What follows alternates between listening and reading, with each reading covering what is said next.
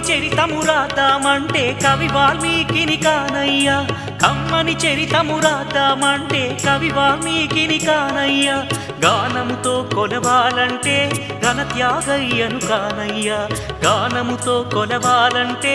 ఘనత్యాగయ్యను కానయ్యా ఆశతో కోవెల కడదామంటే తహసీల్దారును కానయ్యా ఆశతో కోవెల కడదామంటే తహసీల్దారును కానయ్యా ఆఖరికి మనసిద్దామంటే ఆఖరికి మనసిద్దామంటే